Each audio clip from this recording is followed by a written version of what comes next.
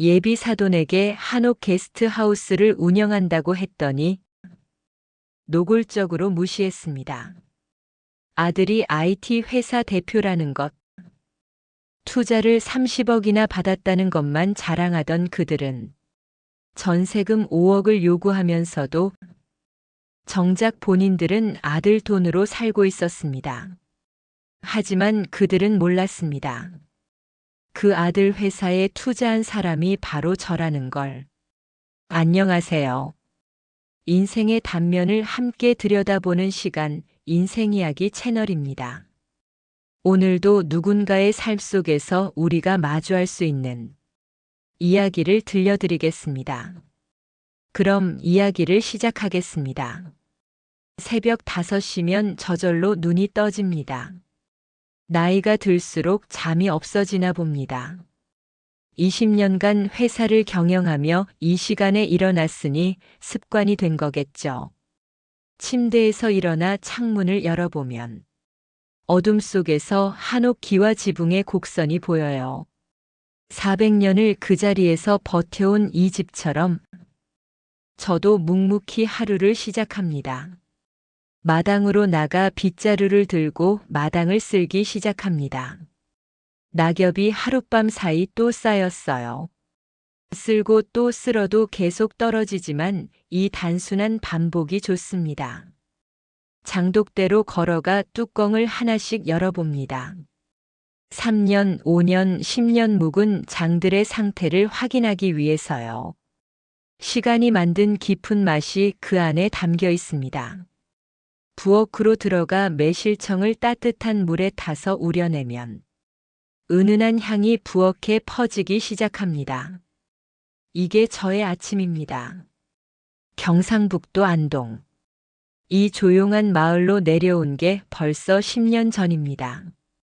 그 전 20년은 어떻게 살았는지 기억도 희미해요. 정신없이 달렸거든요. 서울 강남에서 청송제약이라는 한방 제약회사를 경영했습니다.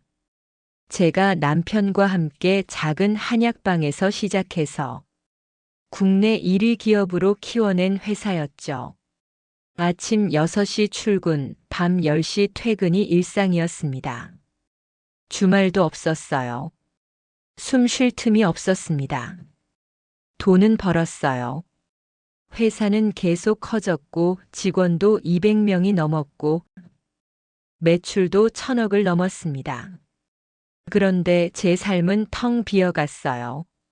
남편을 잃은 건 15년 전 가을이었습니다. 과로로 쓰러진 남편은 병원 침대에서 딱 3달을 버텼어요. 의사는 더 빨리 왔어야 했다고 했지만 남편은 늘 괜찮다고만 했거든요. 마지막 날 아침 병실에 들어갔을 때 남편이 눈을 떴습니다. 그리고 제 손을 잡았어요. 손에 힘이 거의 없었습니다. 입술이 파르르 떨리며 뭔가 말하려 했지만 소리는 나오지 않았어요. 하지만 저는 알았습니다. 그 눈빛이 말하고 있었거든요. 회사 일 이제 그만하고 수진이랑 행복하게 살라고. 저는 고개를 끄덕이며 눈물을 흘렸습니다. 남편은 제 손을 꽉 쥐었다가 천천히 놓았어요. 그리고 그렇게 눈을 감았습니다. 장례를 치르고 나서도 저는 회사로 돌아갔습니다. 남편 없이 혼자 아이를 키워야 했으니까요. 회사를 키워서 딸에게 물려줘야 한다고 생각했거든요. 하지만 5년 후 제 몸이 먼저 무너졌어요. 이사회 회의 중에 갑자기 눈앞이 흐려지더니 정신을 잃었습니다. 응급실에 실려갔어요. 과로, 극심한 스트레스, 만성 불면증. 의사는 이대로 가다간 큰일 난다고 경고했습니다. 병실에서 눈을 떴을 때 수진이가 침대 옆에 있었어요. 대학에 다니던 딸이 급히 달려온 거였죠. 딸아이의 얼굴이 창백했습니다. 눈이 빨갛게 부어 있었어요. 그 모습을 보는 순간 깨달았습니다. 내가 완전히 잘못 살고 있구나. 딸에게 필요한 건 큰 회사가 아니라 살아있는 엄마였구나. 퇴원 후 저는 결정했습니다. 회사를 내려놓기로요. 전문 경영인을 고용하고 이사회 의장직만 유지한 채 일상 경영에서는 완전히 손을 뗐어요. 수진이에게는 서울에서 학교를 다니고 주말에 가끔 안동으로 내려오라고 했습니다.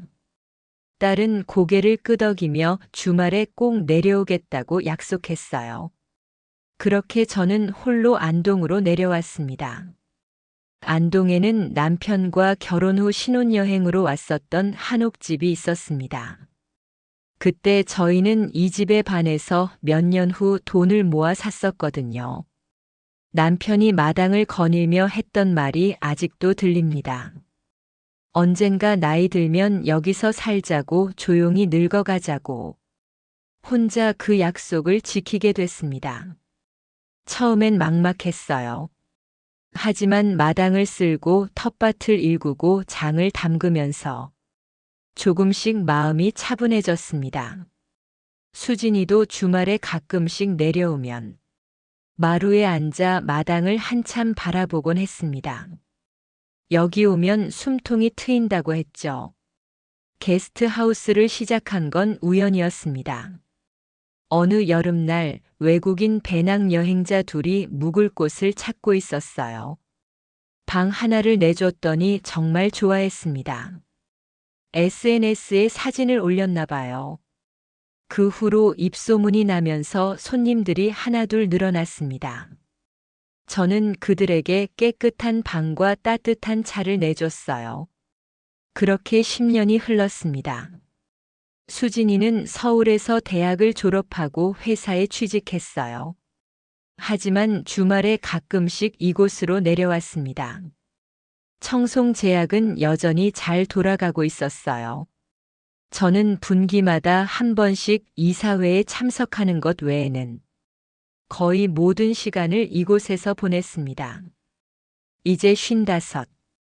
주름도 늘고 흰머리도 많아졌습니다. 하지만 거울 속 제 얼굴이 나쁘지 않았어요. 그런데 올해 가을 수진이에게서 전화가 왔습니다. 결혼하고 싶은 사람이 생겼다고 했어요. 28살. 이제 딸도 자기 가정을 꾸릴 나이가 됐다고 생각했죠. 상대는 IT 회사 대표라고 했습니다. 장민호라는 젊은이였어요. 사진을 보내왔는데 단정한 인상의 남자였습니다.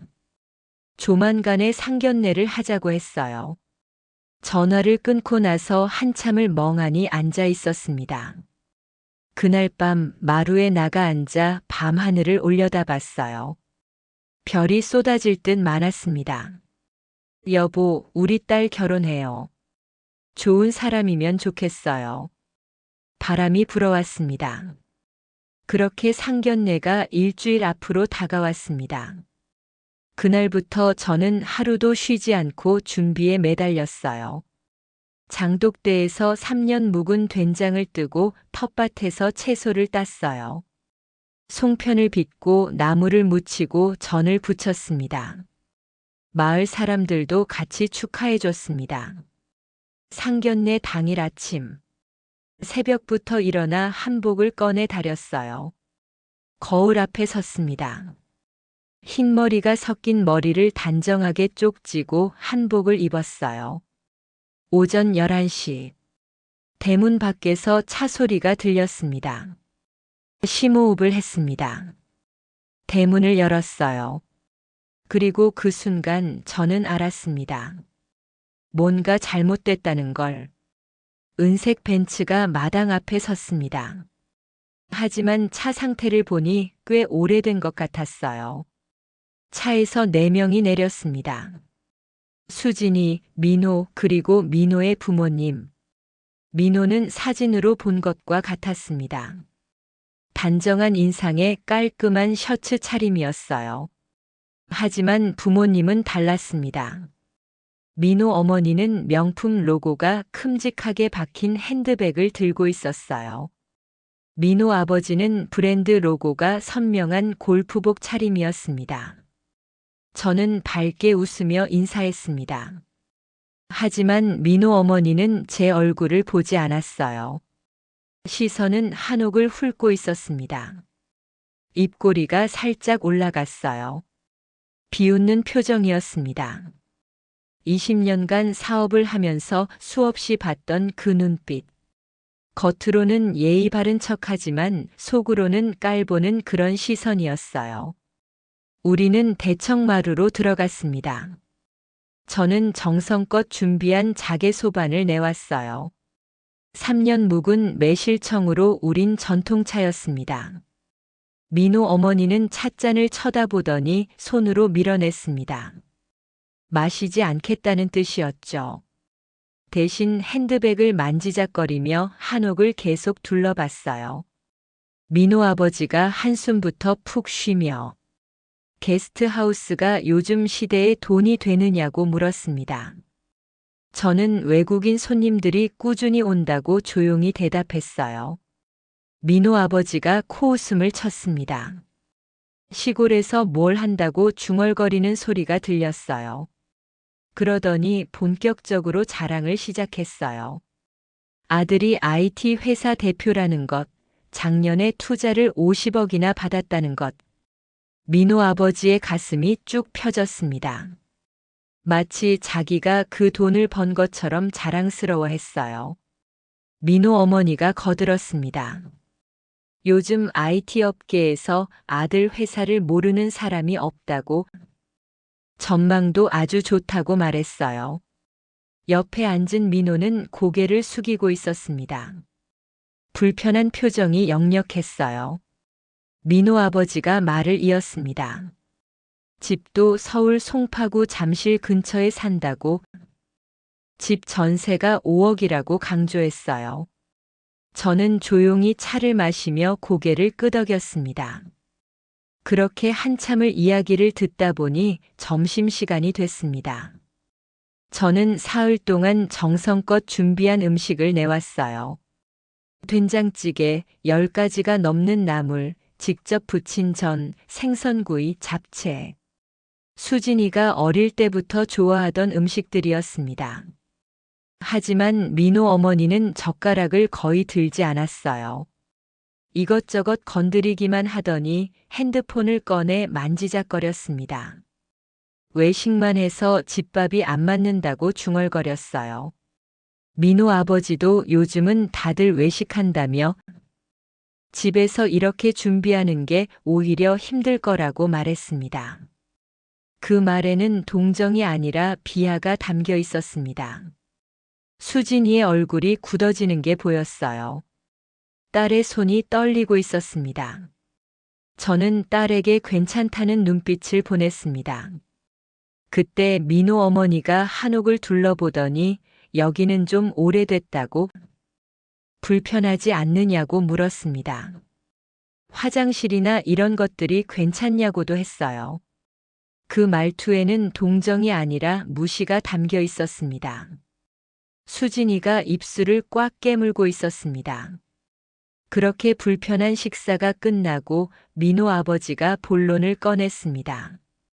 결혼하면 신혼집 문제가 있다고 말했어요. 저는 민호가 계획하고 있다고 들었다고 답했습니다. 민호 어머니가 바로 끼어들었습니다.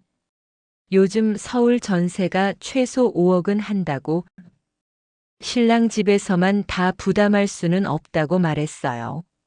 수진이가 놀라서 민호 어머니를 쳐다봤습니다. 저는 찻잔을 천천히 내려놓으며 5억이냐고 물었어요.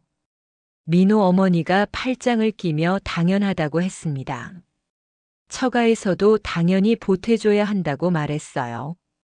저는 조용히 그녀의 눈을 마주보며 물었습니다. 혹시 두 분은 어떻게 부담하실 생각이냐고.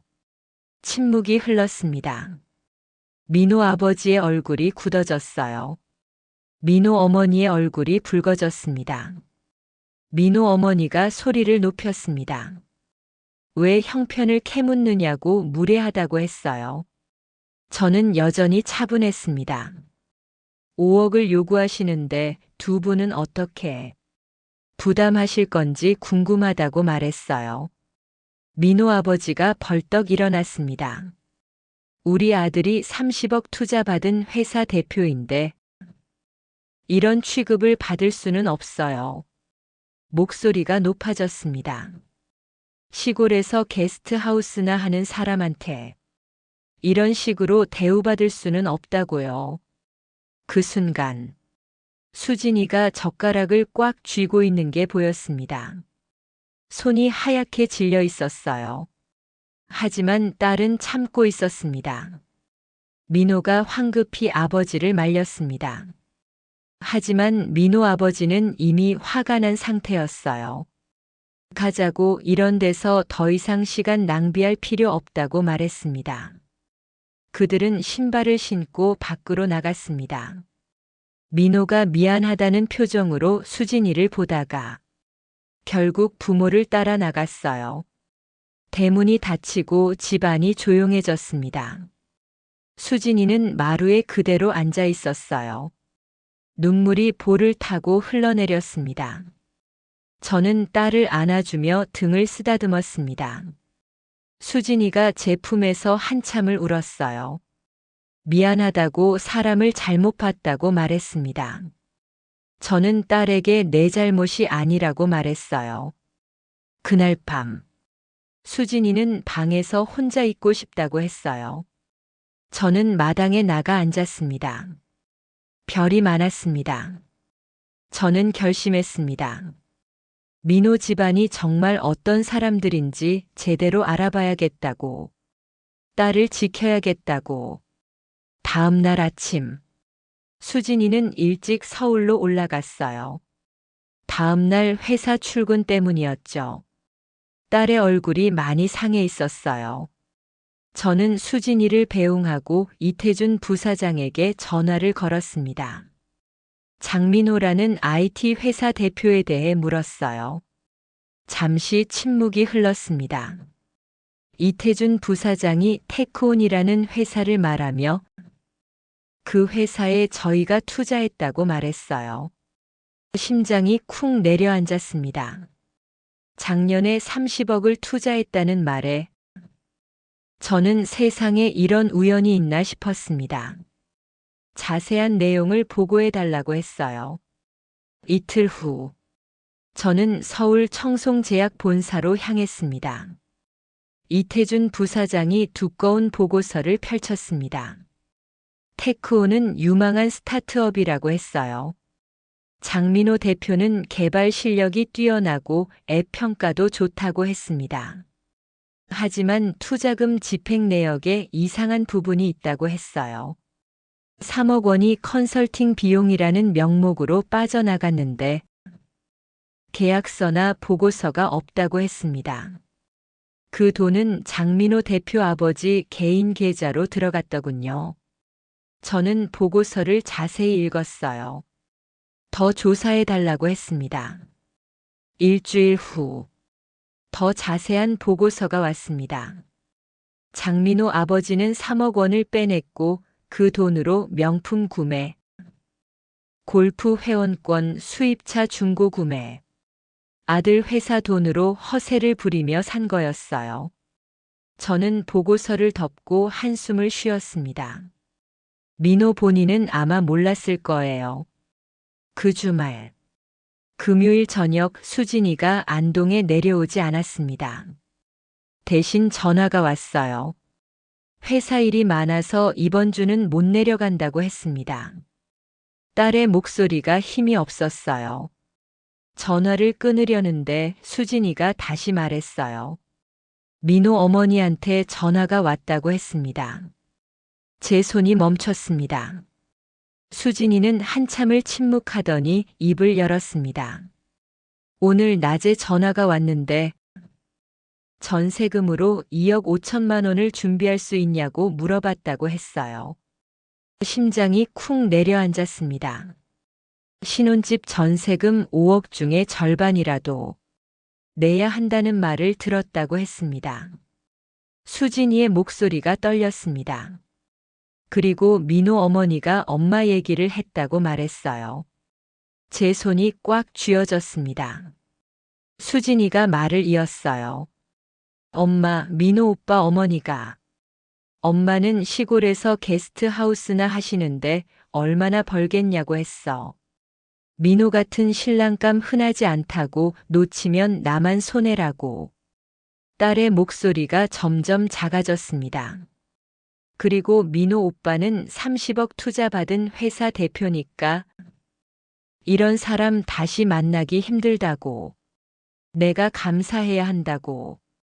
저는 한참을 말을 잇지 못했습니다. 수진이가 울먹이기 시작했습니다. 처음에는 참으려고 했다고 민호는 좋은 사람이니까. 하지만 엄마를 그렇게 말하는 걸 들으니 정말 화가 난다고 했어요. 엄마가 얼마나 고생했는데 게스트하우스나 한다고 얼마나 벌겠냐고. 딸이 흐느끼기 시작했어요. 수진이는 이 결혼 못할 것 같다고 말했습니다. 이런 분들이랑 평생 가족으로 사는 건 생각만 해도 끔찍하다고 했어요. 제 눈에서도 눈물이 흘러내렸습니다. 저는 수진이에게 괜찮다고 엄마가 딸의 결정을 지지한다고 말했어요. 그리고 알아본 게 있으니 이번 주 평일에 청송제약 사무실로 한번 와달라고 했습니다. 며칠 후 수진이가 회사를 조퇴해서 청송제약 사무실로 왔습니다. 저는 보고서를 보여줬어요. 수진이는 한 장 한 장 넘기며 얼굴이 창백해졌습니다. 이게 진짜냐고 물었고 저는 전문 변호사가 확인한 거라고 대답했습니다. 수진이가 보고서를 떨리는 손으로 덮었습니다.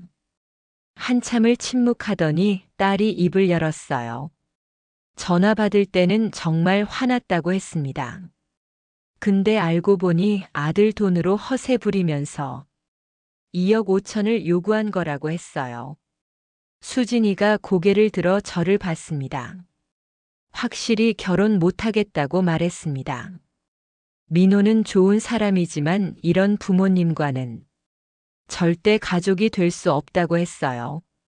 저는 딸을 꽉 안아주었습니다. 그날 저녁, 저는 민호에게 전화를 걸어 회사 통장을 확인해 보라고 말했습니다. 3일 후, 민호에게서 전화가 왔어요. 정말 몰랐다고 아버지가 회사 돈을 그렇게 사용한 줄 몰랐다고 말했습니다. 저는 수진이가 결혼 못하겠다고 했다고 전했어요. 침묵이 흘렀습니다. 민호는 정말 죄송하다고 수진이한테 미안하다고 전해달라고 말했습니다. 전화를 끊고 저는 창밖을 바라봤습니다. 진실은 언젠가 드러나는 법이죠. 석 달이 흘렀습니다. 수진이는 처음 한 달은 많이 힘들어했어요. 하지만 조금씩 회복되었습니다. 어느 주말 수진이가 처음으로 환하게 웃으며 이제 괜찮다고 말했어요. 오히려 잘 된 것 같다고 했습니다. 가을이 깊어가고 있었어요. 어느 토요일 오후, 배낭을 맨 젊은 남자가 게스트하우스 문을 두드렸습니다. 예약한 김우진이라고 했어요.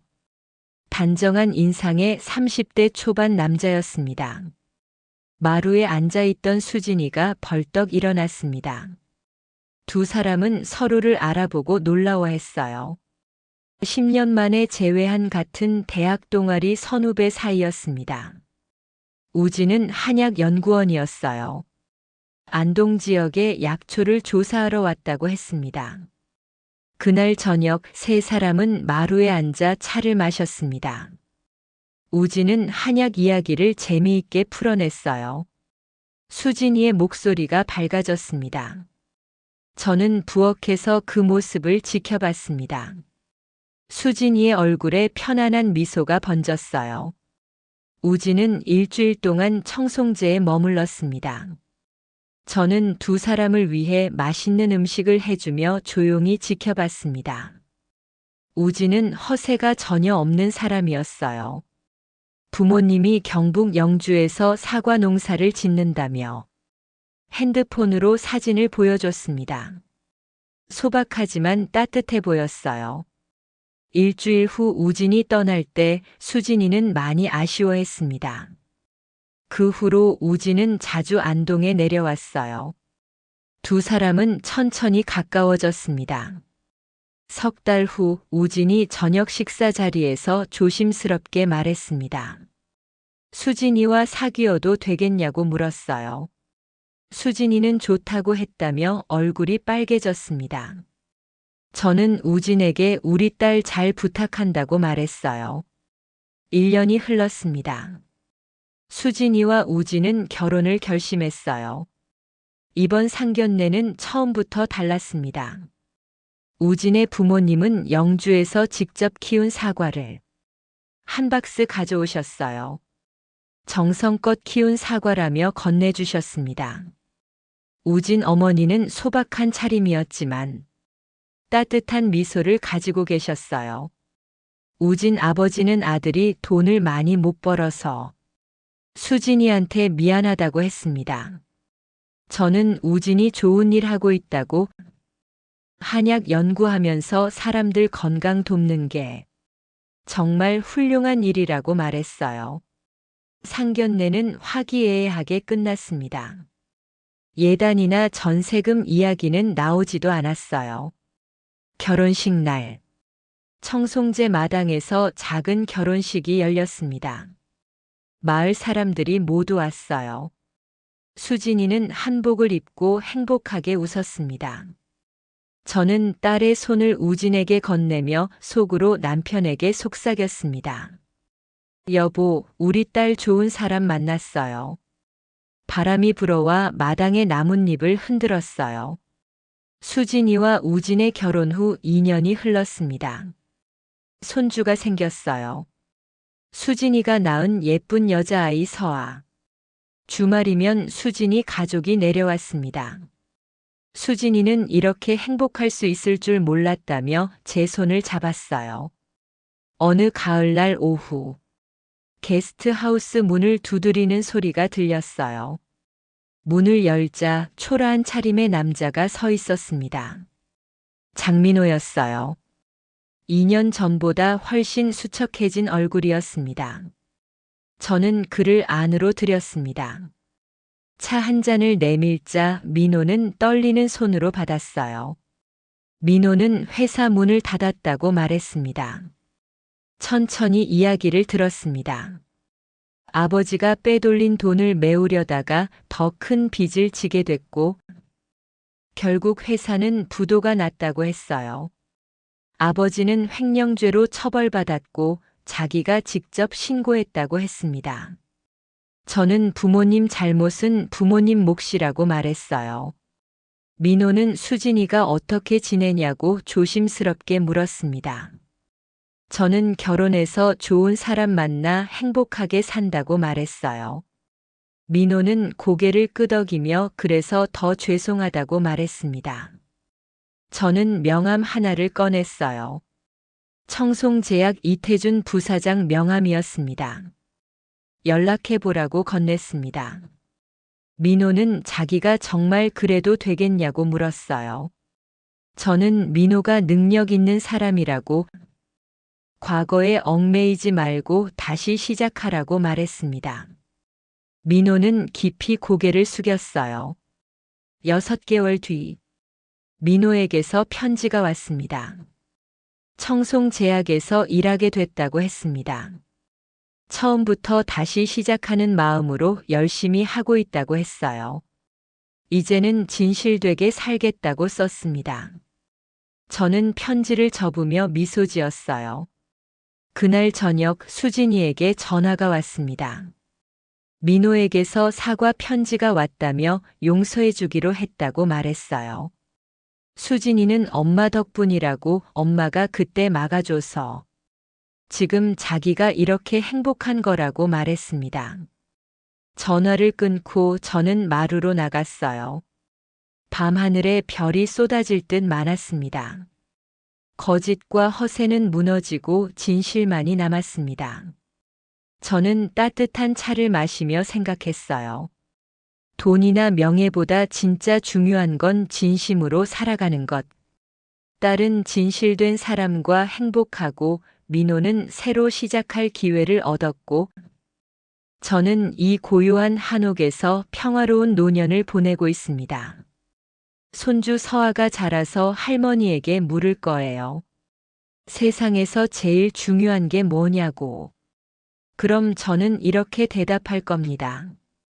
진심이라고. 진심으로 사는 것이 세상에서 가장 중요한 거라고. 청송제의 봄은 또 돌아올 것이고, 수진이 가족은 주말마다 올 것이고, 저는 그들을 맞으며 행복하게 늙어갈 겁니다. 거짓은 언젠가 무너지지만, 진심으로 쌓은 관계는 끝까지 우리를 지켜줍니다. 그게 바로 인생이니까요. 지금까지 인생이야기였습니다. 인생이야기 채널은 매일 저녁 7시 사람과 사람 사이의 관계 속에서 피어나는 다양한 인생의 이야기를 전해드립니다. 오늘 이야기가 마음에 남으셨다면 구독, 좋아요, 알림 설정 잊지 마세요. 여러분의 응원이 저희에게 큰 힘이 됩니다. 늘 함께 해주셔서 감사합니다.